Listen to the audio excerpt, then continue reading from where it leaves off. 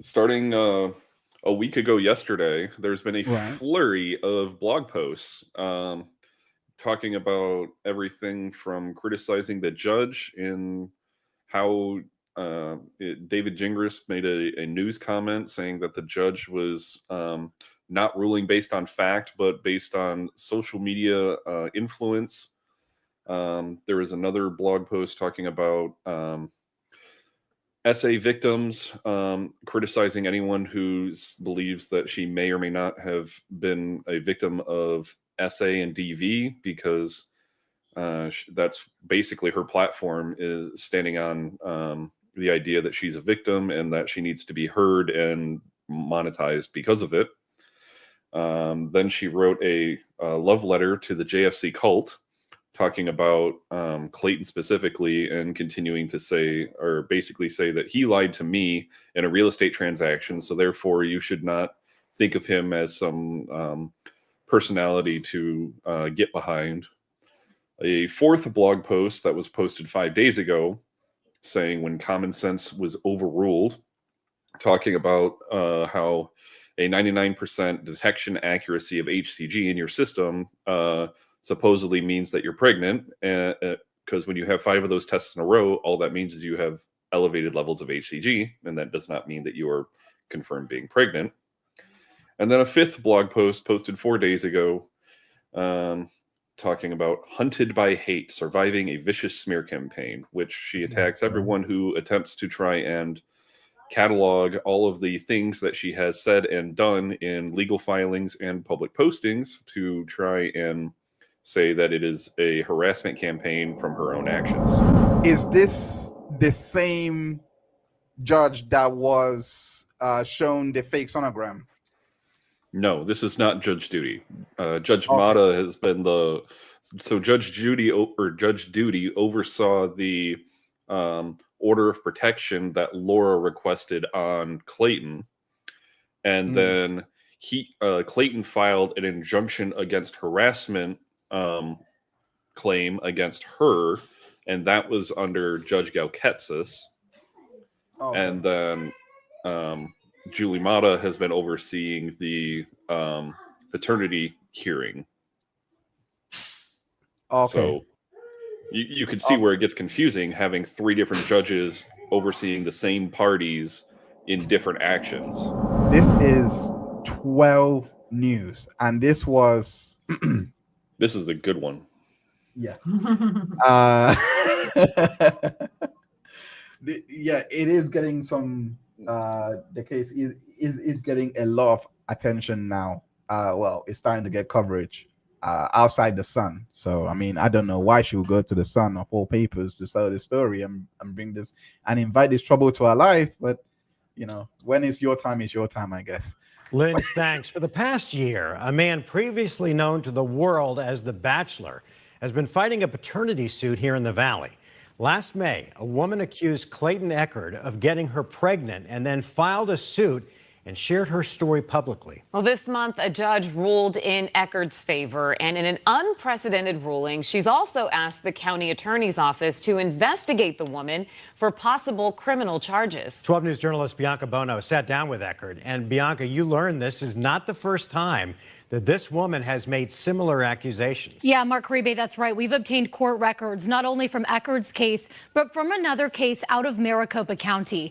Echard was the star of season 26 of The Bachelor. He said these allegations had a tremendous impact on him, both personally and professionally. And finally, he feels a sense of relief.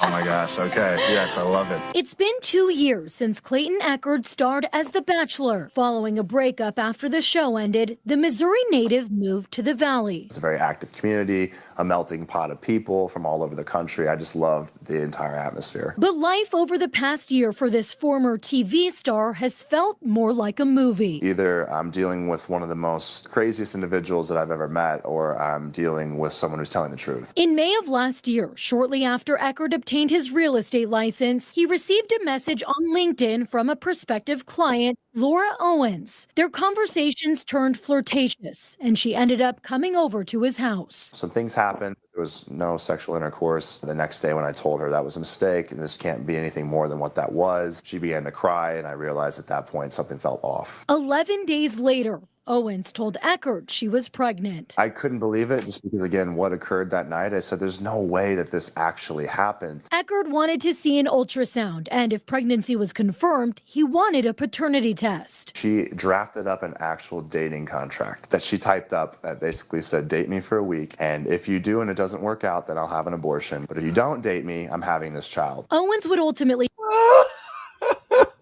tell Echard he was pregnant with twins, sending him this email. Here is my 100,000,000% real ultrasound video. Echard said he and his legal team would later learn the ultrasound stemmed from a years-old YouTube video. She was doing whatever she could to get me to come back and believe her. But Echard didn't. So in August, Owens filed a paternity suit and went public with her accusations. It was guilty till proven innocent. Everyone online was saying, yep, this is the guy that we saw on The Bachelor. Terrible person. You know, makes sense, this tracks.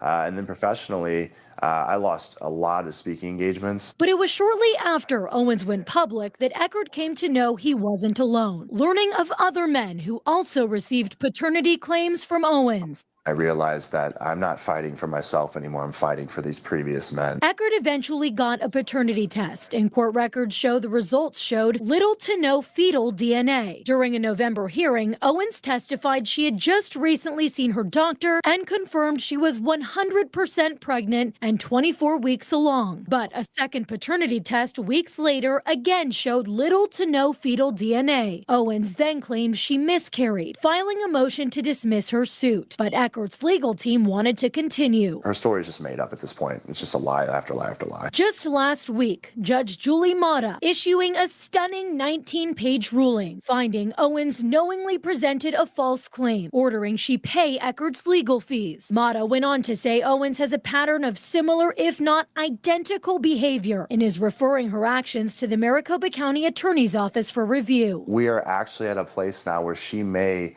face criminal prosecution, which she should because she's been doing this for almost 10 years. This week, Owens published a blog post in response to the ruling, saying the evidence she presented was deemed meaningless by the judge. And the only reason the judge allowed the case to continue after she was no longer pregnant was because of Echard's high-profile status. If I could press a button and go back and erase all this, would I? And the answer is no. Because what I've learned through this entire process made me a person that I'm so extremely proud of. As for Echard, he's moving forward with his career in real estate and plans to launch a men's mental health podcast. But although this legal battle is now in his rearview mirror, it's not completely out of sight. Owens' attorney says they're pursuing an appeal. If someone is not going to back down, then I'm not going to back down either until justice is served, until this individual stops.